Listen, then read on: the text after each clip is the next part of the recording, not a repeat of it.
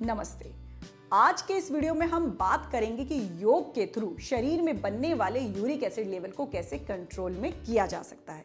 योग में ऐसे बहुत ही इजी और सिंपल आसन हैं जिनको रोजाना करने से आपका यूरिक एसिड लेवल तो कंट्रोल में रहेगा ही, साथ ही आप हेल्दी और फिट भी रहेंगे।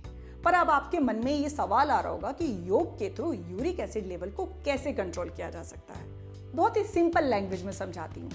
जब आप रोजाना योग करते हैं तो आपकी बॉडी में ब्लड सर्कुलेशन इंप्रूव होता है, जिस कारण बॉडी में जितने भी जमा टॉक्सिन्स होते हैं वो बाहर निकल जाते हैं। दूसरा, रोजाना योग करने से आपकी किडनी के काम करने की कैपेसिटी बढ़ जाती है। बहुत बेहतरीन तरीके से किडनी आपकी काम करने लगती है। और किडनी का काम क्या होता है? यूरिन के थ्रू बॉडी में जितने भी जमा टॉक्सिन्स हैं उनको फ्लश आउट करना। तो जब यूरिन के थ्रू आपके बॉडी के जितने भी टॉक्सिन्स फ्लश आउट होंगे तो आपका यूरिक एसिड लेवल भी मैनेज रहेगा। तो चलिए शुरू करते हैं। उन आसनों के बारे में जानते हैं जिनको करने से आप अपना यूरिक एसिड लेवल कंट्रोल में कर सकते हैं। लेकिन उससे पहले यदि आप मेरे चैनल पे नए आए हैं तो प्लीज़ मेरे चैनल को सब्सक्राइब कर लें और मेरी वीडियो को लाइक और शेयर करना ना भूलें। ये शुरुआत करते हैं अपने स्पाइनल हाफ ट्विस्ट से। ये आसन इतना अच्छा है कि जब आप इस आसन को करते हैं तो आपके पैरों की जितनी भी मसल्स हैं उनको एक अच्छा स्ट्रेच मिलता है। किसी भी तरह का कोई पेन या क्रैम्प्स पड़ते हैं आपके पैरों में, उनमें आपको रिलीफ मिलता है। आपकी फ्लेक्सिबिलिटी में इम्प्रूव आता है और आपकी बॉडी में जितने भी जमा टॉक्सिन्स हैं उनको भी बाहर निकालता है। तो कैसे करना है? दोनों पैरों को एकदम सीधा रखना है, कमर एकदम आपको सीधी रखनी है। इस तरह से आपने अपने राइट लेग को मोड़ा और उसको अपने लेफ्ट पैर के बाहर लेकर आया और नी के पास रखा है आपने इस तरह से।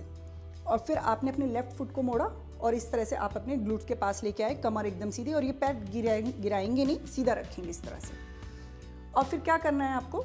अपना अपोजिट हैंड, यदि आपने राइट लेग मोड़ा है तो आप अपना लेफ्ट हैंड उठाएंगे और इस तरह से इसको इस तरह से क्रॉस करते हुए आप अपने एंकल को पकड़ेंगे। और ये जो राइट हैंड है आप बिल्कुल अपने हिप्स के पास, बिल्कुल बैक के पास पीछे रखेंगे और इस तरह से अपनी जो स्पाइन है उसको एक्सटेंड करेंगे ऊपर की तरफ और पीछे देखेंगे इस तरह से।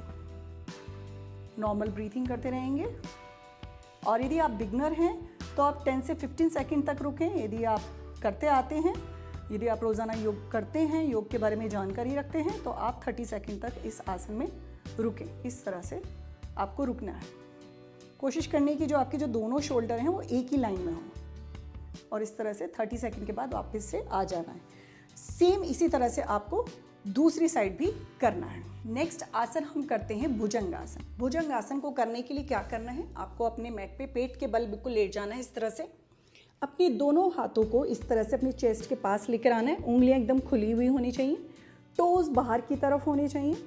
और इस तरह से फोरहेड पहले आप अपने मैट पे लगाएंगे और फिर इनहेल करते हुए आप ऊपर की तरफ उठेंगे इस तरह से। शोल्डर नीचे रहेंगे, आप ऊपर नहीं रखेंगे। जो शोल्डर एकदम नीचे रहते हैं इसमें। और अपने ग्लूट्स को टाइट करके रखेंगे। जितनी भी देर आप रुक पाएँ। यदि आप बिगनर हैं तो आप 10 सेकंड ही रुक पाएंगे और यदि आप रोजाना करते हैं तो आप 30 सेकंड तक रुकें और उसके बाद एक्सेल करते हुए आप नीचे आ जाएंगे। ये जो भुजंग आसन है, कोबरा पोज, ये इतना अच्छा आसन है कि जब आप इस आसन को करते हैं तो ऑब्वियसली आप पेट के बल लेटते हैं। और जब पेट के बल लेटते हैं तो आपके जितने भी इंटरनल ऑर्गन्स हैं उनके अच्छे से मसाज होती है। और जब इंटरनल ऑर्गन्स अच्छे से काम करते हैं तो आपके जो टॉक्सिन्स हैं वो भी अच्छे से रिमूव हो जाते हैं। नेक्स्ट आसन है हमारा विपरीत करणी आसन। ये आसन इतना अच्छा है कि जब आप इस आसन को करते हैं तो आपका जो ब्लड फ्लो है वो ऊपर की तरफ होता है। क्योंकि हम बहुत टाइम खड़े रहते हैं, हमारे पैर नीचे लटके रहते हैं या फिर बैठते हैं तो नीचे ही रहते हैं, तो ब्लड फ्लो नीचे की तरफ रहता है। और जिनके पैरों में बहुत ज़्यादा सूजन रहती है, बहुत दर्द रहता है, तो उनके लिए आसन बहुत ही अच्छा आसन है। इस आसन को करने का बहुत ही आसान तरीका है। आप सबसे पहले आप अपनी वॉल से लग जाएं इस तरह से और फिर धीरे से आप लेट जाएंगे नीचे और अपने दोनों पैरों को वॉल से लगा लेंगे इस तरह से। और जो आपके जो हिप्स हैं बिल्कुल वॉल से चिपके हुए होने चाहिए, उनमें कोई गैप नहीं होना चाहिए, स्पेस नहीं होना चाहिए। आपने किया, दोनों टोज को अपनी तरफ झुका के रखेंगे। आप अपने हाथों को चाहो तो टी पोजीशन में रख सकते हो या फिर अपने दोनों हाथों को आप अपने पेट पे भी रख सकते हो। बहुत ही सिंपल आसन है, इसमें बहुत रिलैक्स फील होता है। थोड़ी देर बाद आप देखेंगे कि आपकी जो थकान है वो भी जा रही है और आपका ब्लड सर्कुलेशन जो है ना वो आपके पैरों से होता हुआ ऊपर की तरफ आ रहा है और आपके पेल्विक एरिया में भी बहुत अच्छा ब्लड सर्कुलेशन होता है। और जब ब्लड सर्कुलेशन अच्छा होता है तो आपके जो टॉक्सिन्स है वो भी अच्छे से रिमूव होते हैं। आप इस आसन में आप मोबाइल भी देख सकते हैं, बुक्स पढ़ सकते हैं, रिलैक्स भी फील कर सकते हैं। आप आंखें बंद करके आप लेटे रहे, आप बहुत अच्छे रिलैक्स फील करेंगे। और ये आसन इतना अच्छा है कि यदि आप सोने से पहले इस आसन को करते हैं तो आपको नींद भी बहुत अच्छी आती है। नेक्स्ट आसन है हमारा सेतु बंद आसन, जिसे हम इंग्लिश में ब्रिज पोज भी कहते हैं। तो उसके लिए क्या करना है, आपको अपने मैट पे अपनी कमर के बल इस तरह से लेट जाना है, सीधा एकदम इस तरह से सीधा लेट जाएंगे आप। और दोनों पैरों को पहले सीधा रखेंगे, फिर दोनों पैरों को मोड़ेंगे और दोनों पैरों के बीच में आप थोड़ा सा डिस्टेंस रखेंगे और दोनों हाथों को अपने साइड में, अपने ग्लूट्स के साइड में रखेंगे। आपकी जो पाम फेसिंग है वो आपके मैट की तरफ होनी चाहिए और धीरे से इनहेल करते हुए आप ऊपर की तरफ उठेंगे। आप जितना उठा पाएँ आप इसको अपने पेल्विक एरिया को उतना उठाएंगे ऊपर और फिर एक्सहेल करते हुए आप नीचे आएंगे। आप जब ऊपर इनहेल करते हुए जाएं तो आप करीब कम से कम, यदि आप बिगनर हैं तो आप 5 सेकंड तक रुकें, नहीं तो आप 20-30 तक भी रुक सकते हैं। फिर धीरे से एक्सहेल करते हुए नीचे आ जाएंगे। ये आसन इतना अच्छा है कि जब आप इस आसन को करते हैं तो आपके जो थाइज़ की जो मसल्स हैं उनको एक अच्छी स्ट्रेंथ मिलती है, आपकी कमर को एक अच्छी स्ट्रेंथ मिलती है उनकी मसल्स को, और आपके पेल्विक एरिया में बहुत अच्छा ब्लड सर्कुलेशन होता है। जिनको पीरियड से रिलेटेड प्रॉब्लम है या जिनके वो टॉक्सिन से रिलेटेड प्रॉब्लम है उनके लिए आसन बहुत ही अच्छा आसन है। नेक्स्ट और लास्ट आसन है हमारा डाउनवर्ड फेसिंग डॉग। उसमें क्या करना है, बहुत ही सिंपल आसन है। इस आसन को करने से आपकी आर्म्स की स्ट्रेंथ भी बढ़ती है और आपको ब्लड सर्कुलेशन भी इम्प्रूव होता है। इसके अलावा यदि आपको गाउट जैसे सिम्टम्स हैं आपके बॉडी में, गाउट से रिलेटेड, तो भी आपको ये बहुत ही रिलैक्स मिलता है इसमें।